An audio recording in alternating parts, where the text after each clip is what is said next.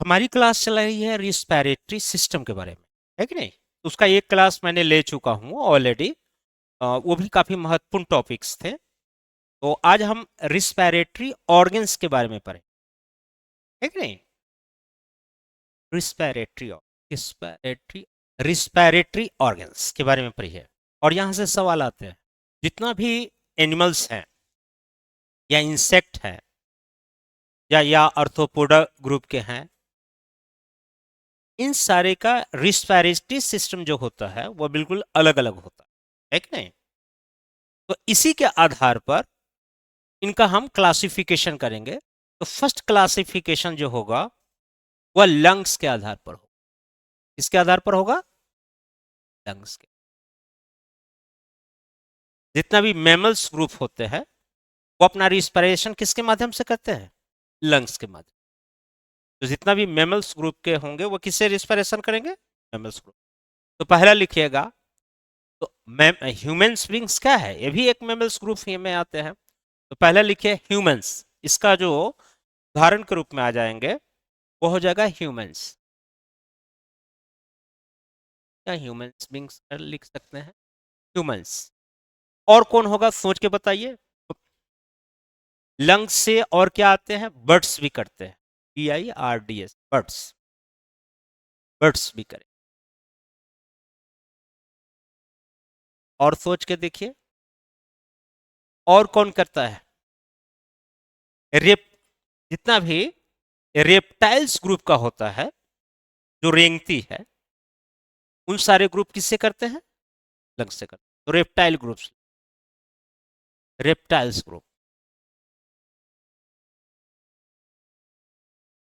Reptiles group. Reptiles group में कौन कौन से आते हैं? जैसे स्नेक्स आ गए, है कि नहीं? लिजार्ड हो जाएंगे, स्नेक्स हो जाएंगे, लिजार्ड आ जाएंगे, ये सारे इसमें आ जाएंगे। और कौन होता है? फ्रॉक्स।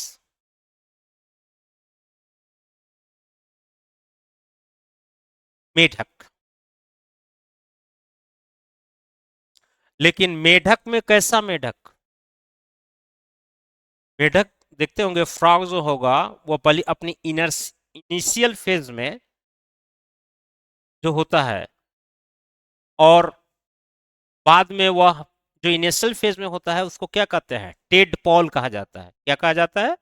टेडपॉल। टेडपॉल कहा जाता है। टेड बॉल फ्रॉग का क्या है? प्रारंभिक स्वरूप है। देखते होंगे कि वो मछली जैसा, ये फिश की तरह उसका स्ट्रक्चर होता है और पीछे टेल होता है कि नहीं? तो ये जो होता है, जब फ्रॉक्स जो होगा on land and outside the water. देखिए ध्यान से सुनिएगा। जब ये फ्रॉग आउटसाइड द वाटर हो, क्या हो? आउटसाइड द वाटर हो, वाटर हो, तब किसे सांस लेगा? लंग से।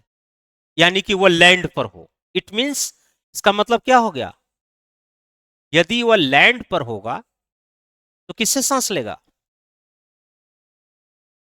लंग से।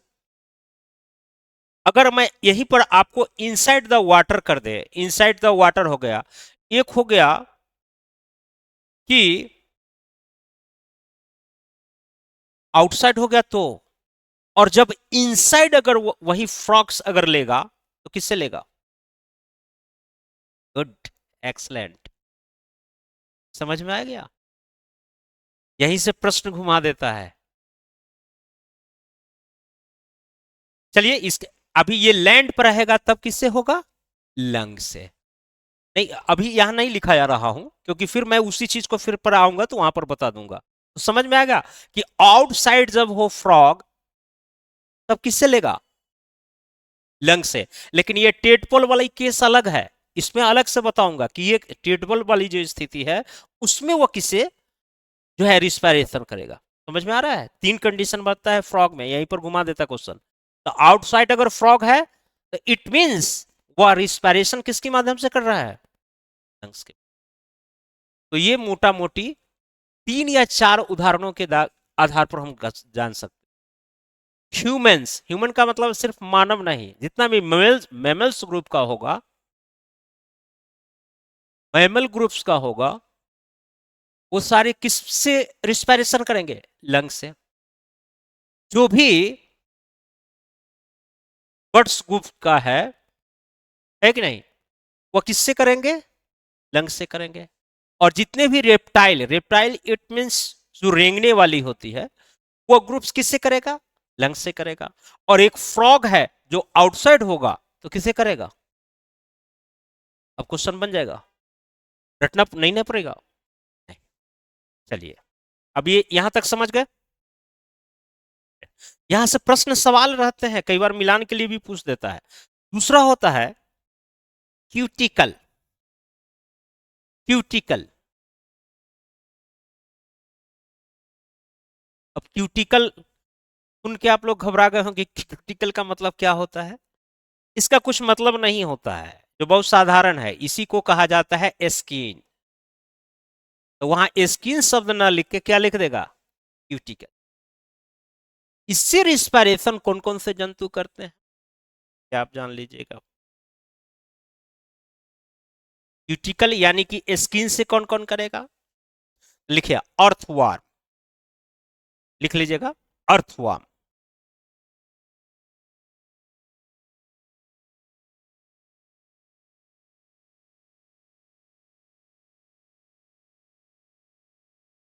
अर्थवार्म। अच्छा, फ्रॉग करेगा? मैं आपसे पूछ रहा हूं,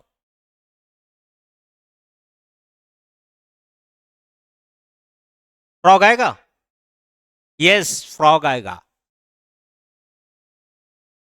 और फ्रॉग किस स्थिति में आएगा? फ्रॉग पीछे भी आया है, लेकिन फ्रॉग किस स्थिति में आएगा? इनसाइड, आउटसाइड नहीं, इनसाइड द वाटर। ब्रैकेट में लिखिएगा,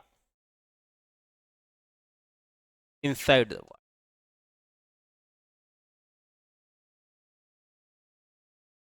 नोट डाउन कर लीजिएगा। समझ में आ रहा है ना? यहां से मिलान के लिए सवाल रहेगा। नेक्स्ट देखिएगा, गिल्स।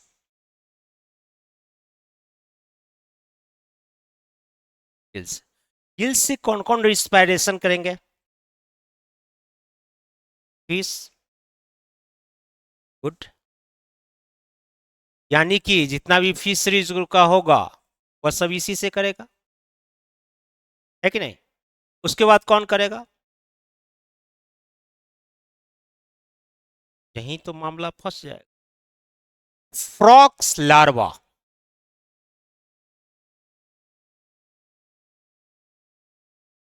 फ्रॉक्स लार्वा, इसी को कहा जाता है टेडपॉल।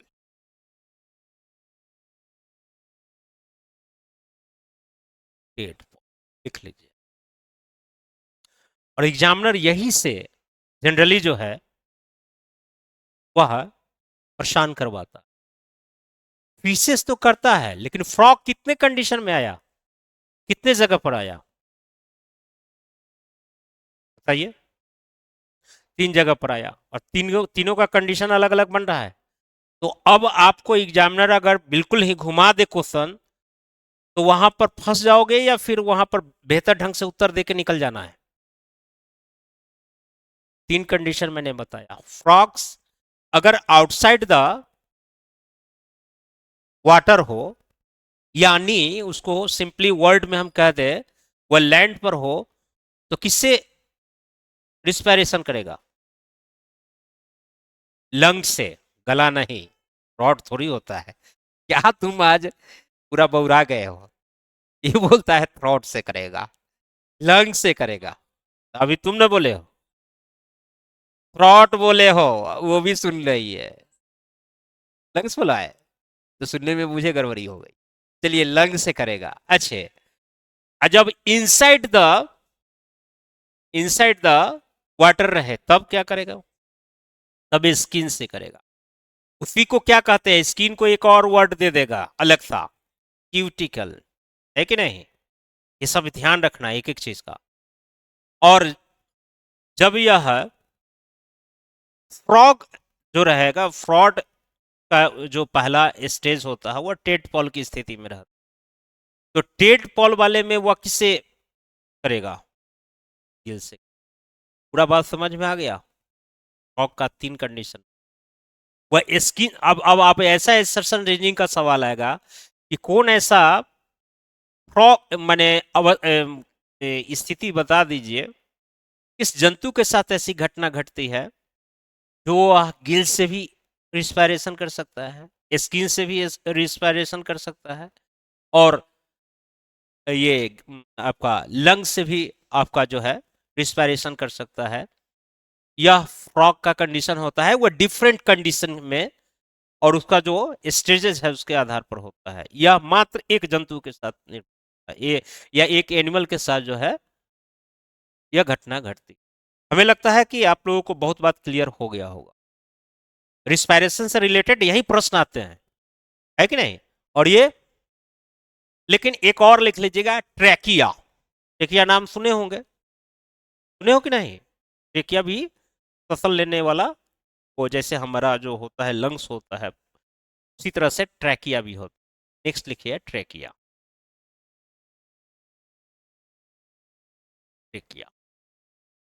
और ट्रेकिया से रिस्पायरेशन कौन करता है बताइए? इंसेक्ट। जितना इंसेक्ट है वो किसे करता है? ट्रेकिया से। इंसेक्ट।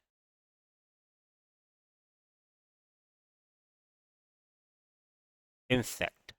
उसके बाद भी कुछ करता है? अच्छा, इंसेक्ट ना लिख के आर्थ्रोपोडा भी लिखा जा सकता है, तो ब्रैकेट में लिख लीजिएगा आर्थ्रोपोडा। इंसेक्ट में आर्थ्रोपोडा। कॉकरोच।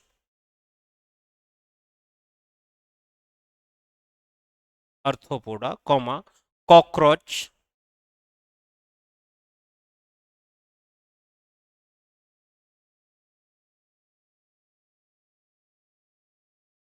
सब इसी के एग्जाम।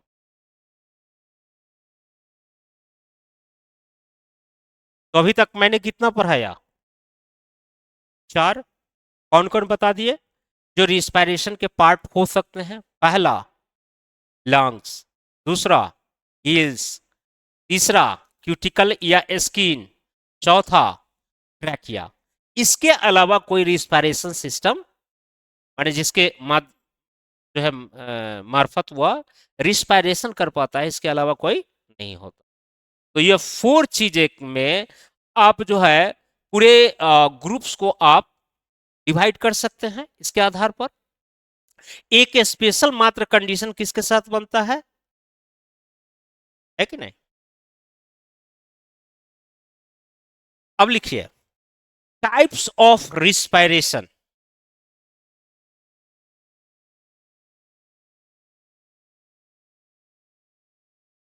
टाइप्स ऑफ रिस्पायरेशन,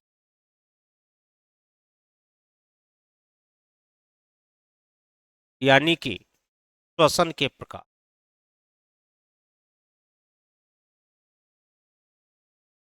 अच्छा, आप लोग तो इंग्लिश मीडियम में हैं।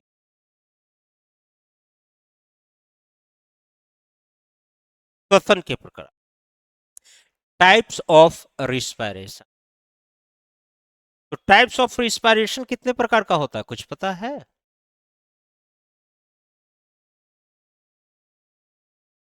कुछ पढ़े हैं? एक एक्सटर्नल होता है, एक इंटरनल होता है, सुने हैं, पढ़े हैं ना कहीं? अरे वो अलग चीज है, वो अलग चीज है, वो बताऊंगा ऑल स्पेशल। अभी कल पढ़ाए नहीं रिस्पायरेशन, लोग इतना डिटेल्स जाकर पढ़ाए नहीं है, भराते ही नहीं है, यहीं से शुरू हो जाते हैं।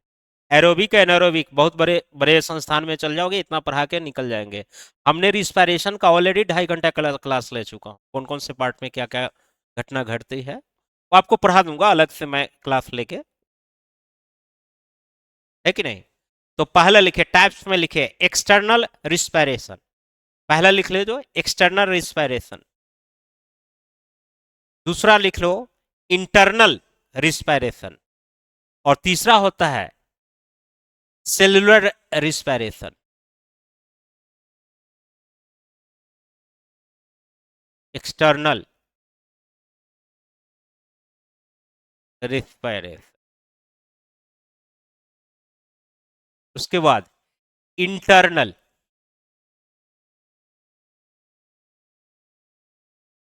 रिस्पायरेशन।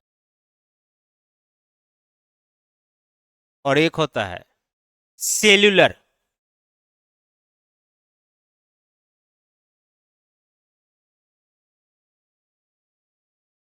Cellular respiration. बहुत महत्वपूर्ण ये पॉइंट है। और जो एरोबिक एनारोबिक जो बोल रहे हो ना, वो किसका पार्ट है? सेलुलर का पार्ट। फिर यह सेलुलर बढ़ता है एरोबिक रिस्पायरेशन। और एनारोबिक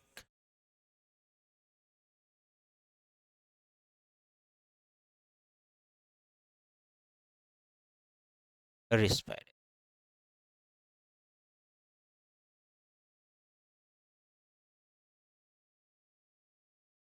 एनोरोबिक रिस्पायरेशन। एनोरोबिक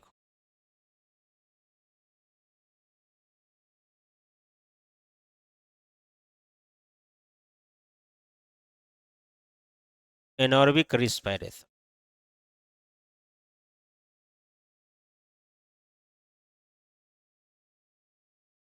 है कि नहीं? तो वहां पर कंफ्यूज आप कर रहे थे एरोबिक रिस्पायरेशन और एनोरोबिक रिस्पायरेशन को लेकर। यह किसका पार्ट है? Cellular respiration. और इंटरनल रिस्पायरेशन अलग होता है, एक्सटर्नल रिस्पायरेशन अलग होता है। और वह कहां होता है? वहां पर एग्जामिनर फंसा सकता है कि नहीं? तो ये जब आप इसको बेहतर ढंग से क्लासिफाइड नहीं करेंगे, यानी इसका हम सही ढंग से इस चीज को हम नहीं समझेंगे, पूरे रिस्पायरेशन सिस्टम को समझना मुश्किल है कि नहीं? अब लिखिए एक्सटर्नल रिस्पायरेशन के बारे में लिख लीजिए। एक्सटर्नल रिस्पायरेशन के बारे में लिखिएगा कि gases exchange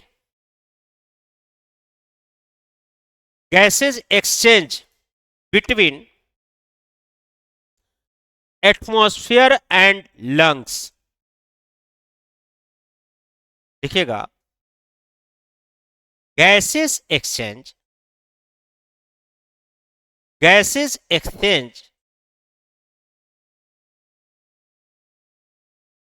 between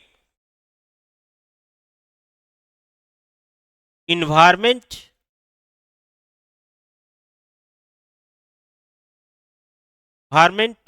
and lungs is called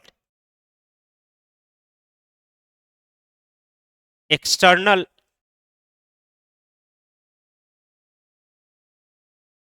respiration। समझ में आ गया? कुछ भी नहीं करना है। एक्सटर्नल रिस्पायरेशन की जब भी बात करेगा तो लंग्स और इन्वायरमेंट से रिलेशन होगा। जैसे हम सांस लेते हैं, इनहेल करते हैं या एक्सेल करते हैं। एक्सेल में आउटकम क्या होता है? CO2। और इनहेल करते हैं तो O2 लेते हैं। हालांकि उसका एक अलग प्रोसेस होता है, मैं पिछली क्लास में पूरा डिटेल्स बताया था कि कैसे इसका एब्जॉर्ब करते हैं। पूरा डिटेल 2 घंटा का क्लास लिए थे, है कि नहीं? तो वहां पर पूरा बताया था कि कैसे क्या होता है। तो सिर्फ इतना या भी यहां समझना है कि इसमें हम जो है लंग्स और इन्वायरमेंट के बीच में जो संबंध होता है, यानी कि गैस का एक्सचेंज करते हैं, उसमें जो भी प्रोसेस होता है उस प्रोसेस को, उस गैसियस एक्सचेंज के प्रोसेस को क्या कहा जाता है? External respiration. समझ में आया कि नहीं? एक्सटर्नल समझ में आया कि नहीं? बहुत भारी है, शब्द सुनकर घबरा जाते हैं। एक्सटर्नल में क्या होगा? एक कीवर्ड पकड़ना है, एक होता है एक्सटर्नल इन्वायरमेंट और दूसरा लंग्स के बीच में the gaseous exchange between them, it is called external respiration. समझ में आ गया? अब मैं मिटा देता हूं कि उधर स्पेस नहीं है, आप लोगों ने लिख लिया होगा।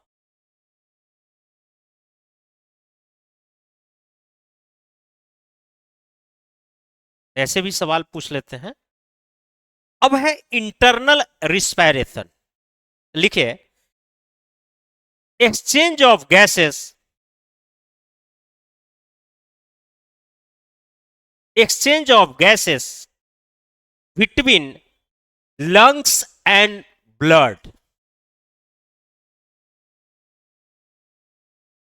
gases exchange between lungs, देखिए यहां पर ध्यान ध्यान से देखिएगा, lungs and blood is called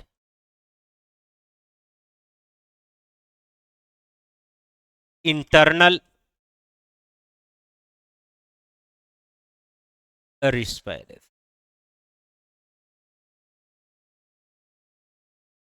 और ये कोई रटने की जरूरत है ही नहीं, यानी कि हमको मेमोराइज करने की जरूरत नहीं। हम इन्वायरमेंट से O2 लेते हैं और लंग्स तक गया, तो लंग्स तक गए माने एक्सचेंज जो किए हम, O2 जो लिए, वह क्या कहलाएगा? एक्सटर्नल, क्योंकि हमें बाहरी चीज से ना लिए है। O2 हम बाह्य वातावरण से लेते हैं, एक्सटर्नल इन्वायरमेंट से लेते हैं, इसलिए वो कैसा रिस्पिरेशन कहा जाएगा? एक्सटर्नल। और फिर लंग्स और ब्लड में डिफ्यूजन होता है। अब पहले क्लास में बताए थे, आप नहीं थी, एल्वुलाई होती थी जहां से डिफ्यूजन होता था ब्लड में, तो और तब जो है फिर वहां से फिर जो होता है CO2 फिर आके और फिर वहीं पर डिजोल्व होता था और फिर बाहर जो है रिस्पिरेशन के थ्रू जो होता है इनहेल एक्सेल कर देते थे CO2 को। ये बता चुका हूं पहले क्लास में, आप नहीं आए हैं, मैं दूसरा दिन क्लास लूंगा तो आज समझ में आ जाएगा। 1-1.5 घंटा 2 घंटा का वो भी क्लास, उसमें हम करते हैं वो जो होता है लंग्स से लेकर ब्लड तक का, लंग्स से लेकर ब्लड तक का जो एक्सचेंज ऑफ गैसेस होता है रिस्पिरेशन में, उसको कौन सा कहते हैं? इंटरनल। जनरली रिस्पिरेशन का मतलब हम लोग बहुत हल्के में लेकर निकल जाते हैं, यहीं से प्रश्न पूछा जा सकता है स्टेटमेंट कि इंटरनल किनके किनके बीच होता है रिस्पिरेशन, या एक्सटर्नल किसके किसके बीच में होता है। हम जनरली पढ़ के आज चले जाते हैं एबियोटिक एनाबियोटिक, यहीं से हर जगह पर क्लास स्टार्ट होता है, तो बच्चा को समझ में नहीं आता है। एरोबिक एनारोबिक तो करा दिए, लेकिन उसको बच्चा को यही पता नहीं है कि एक्सटर्नल रिस्पिरेशन में कहां से कहां तक जो है उसका प्रोसेस होता है, इंटरनल में कहां होता है, और एरोबिक रिस्पिरेशन और एनारोबिक रिस्पिरेशन करते हैं या सेल के अंदर जाकर। सेल का एक पार्ट पढ़ाएंगे माइटोकॉन्ड्रिया, माइटोकॉन्ड्रिया में सारी प्रोसेस क्रेब्स साइकिल चलते हैं और उसमें रिस्पिरेशन से रिलेटेड सारे प्रोसेस चलेंगे जो आगे बताऊंगा मैं। उसके अंदर जो होता है सेलुलर, सेल के अंदर जो होता है, और cell is a unitary function of the human body, और उस सेल के अंदर कुछ घटनाएं घटेगी जो ऑक्सीजन की उपस्थिति में होगी, in presence of O2, in absence of O2, उसी को एरोबिक और एनारोबिक कह देंगे, है कि नहीं? एरोबिक्स जो होगा वह विकसित एनिमल में होता है, एनारोबिक्स जो होगा वह कई प्रकार के इंसेक्ट या अविकसित एनिमल्स में होते हैं। तो हमें ये दोनों रिस्पिरेशन सेल रिस्पिरेशन के अंतर्गत अध्ययन कर, कई बार ये भी पूछ देता है aerobic respiration and anaerobic respiration related to, और फिर ऑप्शन दे देगा 3-4, external respiration, internal respiration, cellular respiration, या ऑल ऑफ दी अबव। जिसमें कंसेप्ट ही क्लियर नहीं रहेगा, डिवाइड नहीं किए हुए रहोगे, तो वहां उत्तर क्या दे के आओगे? बातें समझ में आ रही है? यहां तक बेसिक क्लियर हुआ कि नहीं? क्लियर? अब देखिए, एक्सटर्नल समझ में आ गया, इंटरनल समझ में आ गया, अब सेलुलर के अंतर जाते हैं। और सेलुलर सबसे, कहने के लिए तो इंटरनल रिस्पायरेशन यह है, लेकिन हमें यूनिटरी सिस्टम पर रिस्पायरेशन को समझना होगा सेल के स्तर पर। भाई सर, सेल के ही क्यों, टिश्यू पर क्यों नहीं, ऑर्गन पर क्यों नहीं, ऑर्गन सिस्टम पर क्यों नहीं? तो हमने बताया था कि हमेशा जो है कोई भी वर्क जो संपादित होता है वह यूनिटरी, जो वर्किंग ग्रुप्स होते हैं, वर्किंग जो यूनिटरी सिस्टम होता है वर्क करने का, वह कौन है? सेल ही तो है। Functional and structure unit of the human body is not only those that is only called cell, or due to mitochondria, due to mitochondria, the respiration, इसी में, इसी रिस्पायरेशन के क्या कारण बनता है? बाद में लास्ट में क्या हो जाता है? ग्लूकोज या इन सारी चीजों जो है, और ऑक्सीजन जो है वो कई बार जो है बहुत सारी चीजों से उसका उत्पाद भी बनाता है, CO2 बनाता है, ATP के रूप में, एनर्जी के रूप में निकलेगा, और उसी से हमको एनर्जी भी प्राप्त होता है। अगर हम सिर्फ भोजन कर ले और रिस्पायरेशन नहीं कर पाए तो एनर्जी मिल जाएगा क्या? विदाउट रिस्पायरेशन एनर्जी मिलेगी ही नहीं। मैं आगे के क्लास, अभी तुरंत ही क्लास में आपको इसको सिद्ध करके भी बताऊंगा। अब लिखिए, अब लिख लीजिएगा, सेलुलर रिस्पायरेशन के बारे में लिख लीजिए। The process of obtaining energy, मैं बताया था ना अभी तुरंत, obtaining energy from the oxidation of glucose and releasing CO2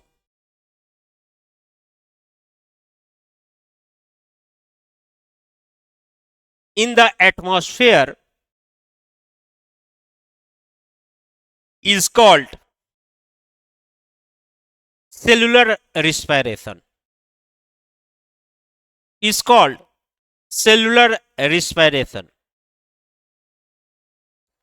Is called cellular respiration.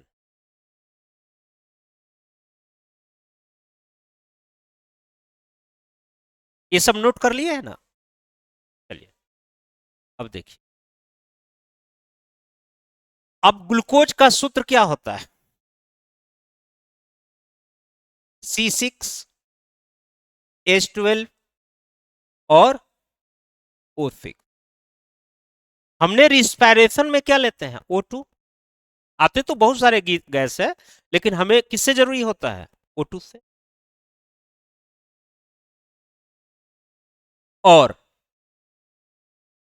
ये कुछ ना कुछ तो रिएक्शन करेगा ही ना, है कि नहीं? तो क्या बनाएगा? CO2 बनाएगा, और क्या बनाएगा? H2O बनाएगा, प्लस अब क्या बनाएगा? ATP एनर्जी के रूप में निकलेगा। यह क्या है? एनर्जी के रूप में निकल, और यही एनर्जी तो कहां जाकर स्टोरेज होगा? यही ATP एनर्जी जो है स्टोरेज होगा किस में? माइटोकॉन्ड्रिया में। और माइटोकॉन्ड्रिया में यही एनर्जी कॉइल के रूप में एक क्रिस्टल बना होता है, उसी में स्टोर होता है। इसलिए माइटोकॉन्ड्रिया को पावर हाउस कहते हैं। या पावर मिला कहां? इसी रिस्पायरेशन के। समझ में आ गया? इसलिए माइटोकॉन्ड्रिया को क्या कहा जाता है? पावर हाउस ऑफ सेल कहा जाता है। तो सेल में पढ़ाएंगे। इसको क्या कहते हैं? ग्लूकोज। और ये क्या है? ऑक्सीजन। और ये ऑक्सीजन कहां से प्राप्त किए हैं? रिस्पायरेशन के थ्रू। और ये रिस्पायरेशन के थ्रू जो ऑक्सीजन ग्लूकोज से, और ग्लूकोज हमको किससे प्राप्त हुआ है? Bye food. बाय फूड से ही प्राप्त किया है, भोजन से प्राप्त किया है। तो इसी ग्लूकोज का क्या होता है? ऑक्सीडेशन। और अच्छा, एक एक चीज और हम जान लेना चाहते हैं। इसका ग्लूकोज का ऑक्सीडेशन हो रहा है या रिडक्शन हो रहा है? यहां पर ऑक्सीडेशन होता है कि नहीं? अब देखते हैं इसको हम ये अगर हम इसको बैलेंस करना चाहेंगे तो 6 CO2 और प्लस 6H2 आ जाएगा। अब देखो तो 6 दूनी 12, 12 यहां पर है, 12 है। O6, O6 और O6 आ जाएगा। तो हाँ, यहां पर हम कर सकते हैं। तो कितने हो जाएंगे यहां पर? 6 दो 12 और 6 18। तो हमारा यहाँ हो गया 6, 6 हो गया। हाँ, यहाँ पर 6 करेंगे तो 6 6 12, 12 6 18। अब हो गया पूरा, बैलेंस हो गया। समझ में आ गया? बैलेंस ऐसे ही किया जाता है। खैर, बैलेंस ना भी करते तो भी काम चल जाता। हमें समझना यहाँ इस रूप में, है कि नहीं? तो ग्लूकोज का क्या हो रहा है? ऑक्सीडेशन हो रहा है। ऑक्सीडेशन होकर क्या बन रहा है? CO2।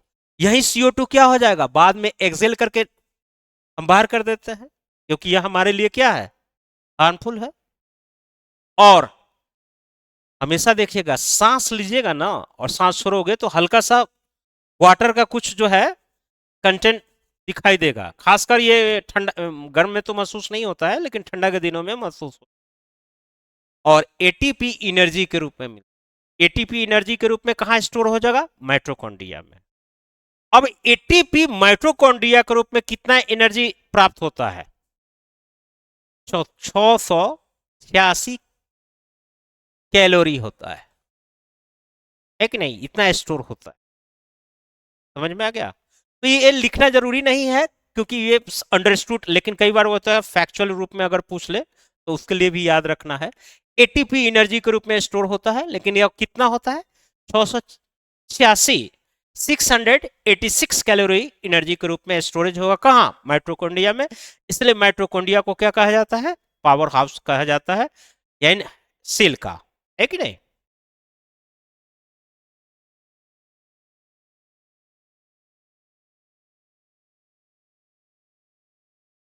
लिख लीजिए इसको।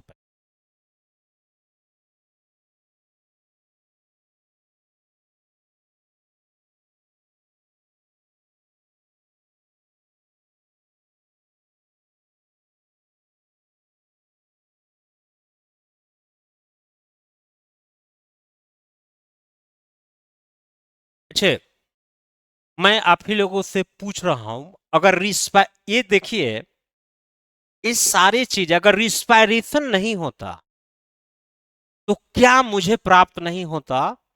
और कौन सा अणु जो है या एटम ब्रेक डाउन नहीं कर पाता? आपके सामने है। मेरी सवाल समझे कि नहीं, मैं क्या बोलना चाह रहा हूं? मैं ये कहना चाहता हूं कि अगर रिस्पायरेशन नहीं होता तो जो हमें अवयव दिया हुआ है या मैटर्स दिया हुआ है, उससे हमें क्या नहीं प्राप्त होता, और क्या जो है वह उस रूप में हमें जो है अपना कोई कार्य संपादित नहीं कर पाते उसके बिना। पहली नंबर बात, ये जो ग्लूकोज है ना, ग्लूकोज सिर्फ ऐसे स्थिति में रहता तो तुम्हें उससे कोई फायदा नहीं है। इस ग्लूकोज को एनर्जी में बदलता है रिस्पायरेशन। इसलिए सांस रुक जाए, सांस रोक दो, सांस रोकने वाला व्यक्ति क्या होता है? बहुत आदमी को देखते होंगे बहुत सांस रोकने की अभ्यास करता है। सांस रोकने से अभ्यास करने वाला व्यक्ति हमेशा जो अभ्यास करता है उस व्यक्ति के पास एक सबसे बड़ी चीज होता है कि कई बार जो होता है ना उच्छ्वास किया जाता है, देखते होंगे एक्सरसाइज में जिनका बहुत ज्यादा तोड़ निकल गया है, बहुत सारी चीजें हैं, या ये होता है तो उसमें किया जाता है कि ये अभ्यास कराए जाते हैं।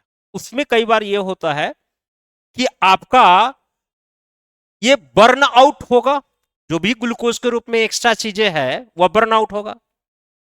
अरे आप मोटापा कम करने के लिए कई बार लोग कहते हैं ना कि रनिंग करो, तो रनिंग करने का मतलब क्या होगा कि इनहेलेशन पावर बढ़ जाएगी, रिस्पायरेशन का रेट बढ़ जाएगा, और रिस्पायरेशन रेट बढ़ेगा तो वह किसको बर्न आउट करेगा? ग्लूकोज को। और यह कार्बोहाइड्रेट का रूप है। कार्बोहाइड्रेट देखिए लास्ट हम रिस्पायरेशन में पढ़ाए थे, ये रिस्पायरेशन कहते हैं डाइजेस्टिव सिस्टम में, कि कई बार जो एक्स्ट्रा कार्बोहाइड्रेट होता है फैट के रूप में भी जमा होने लगता है। तो ये जो एक तो फैट को भी वो बाद में क्या करता है, वो बर्न आउट करना शुरू कर देगा। तो जितना तुम दौड़ोगे उतना एनर्जी क्या हो रहा है, स्टोर हो रहा है वहां पर सेल में जाकर बन रहा है। और तुम्हारे अंदर जो झूठ मूठ का स्टोरेज है, बेकार की चीजें है कि नहीं, वो बर्न आउट हो रहा है कि नहीं? तो ये सारी की सारी चीजें आप लोगों को हमको लगता है कि समझ में आ गया है। फिर नोट करके लीजिए, लिख लीजिए नोट, नोट करके लिख लीजिए। नोट में लिखिए respiration is a, respiration is a an involuntary, involuntary action controlled by, controlled by the medulla oblongata.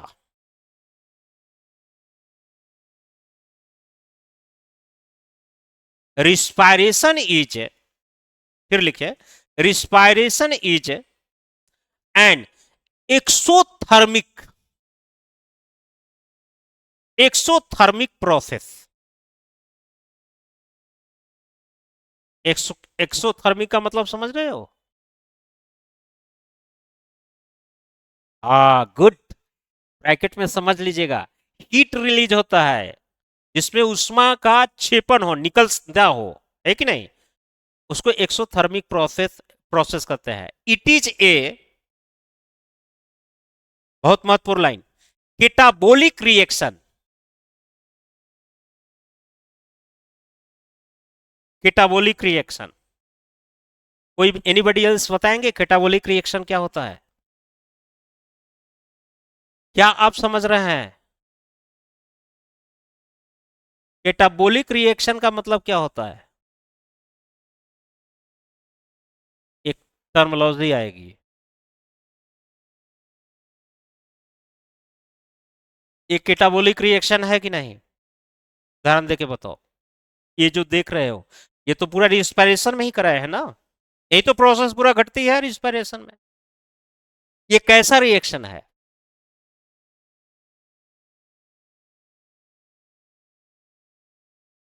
केटाबोलिक है तो कैसे है, वही तो मैं जानना चाहता हूं। ये पूछा जा सकता ना, सिविल सर्विसेज में तो ऐसे रिएक्ट वो पूछेगा नहीं।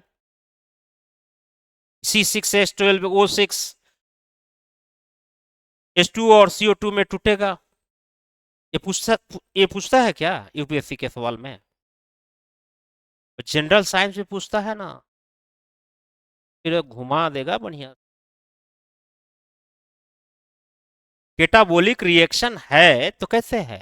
Respiration is a catabolic reaction, UPSC ने पूछ दिया एक सवाल स्टेटमेंट में, और दिस सेकंड स्टेटमेंट देगा बिकॉज ऑफ, दूसरा स्टेटमेंट दे दिया। उसमें बताया गया ना कि पहला स्टेटमेंट और दूसरा statement both are right and second statement is classified of statement first. ऐसा पूछता है कि नहीं सवाल, जिसको एसर्शन रीजनिंग का सवाल कहते हैं, एसर्शन रीजनिंग का सवाल कहते हैं, और वह स्टेटमेंट बेस्ड क्वेश्चन बना देते हैं। Yes, catabolic reaction. अब हम समझेंगे कि कैटाबोलिक रिएक्शन क्या। अब वही तो मैं बताने के लिए उसी पॉइंट पर तो आ रहा हूँ। जब इतना पूछ दिए तो हम जवाब देंगे ना कि कैटाबोलिक रिएक्शन क्या होता है। कैटाबोलिक रिएक्शन कुछ नहीं होता है, जो मैटर होता है। मैटर का मतलब क्या? पदार्थ। ये क्या है? पदार्थ ही तो है। और ये पदार्थ जब ब्रेक डाउन होता, ब्रेक डाउन होता, तो जब मैटर्स ब्रेक डाउन हो जाए, समझ जाओ वह प्रोसेस क्या कहलाएगी? Catabolic process. का यह ये चीज है, टूटा है कि नहीं?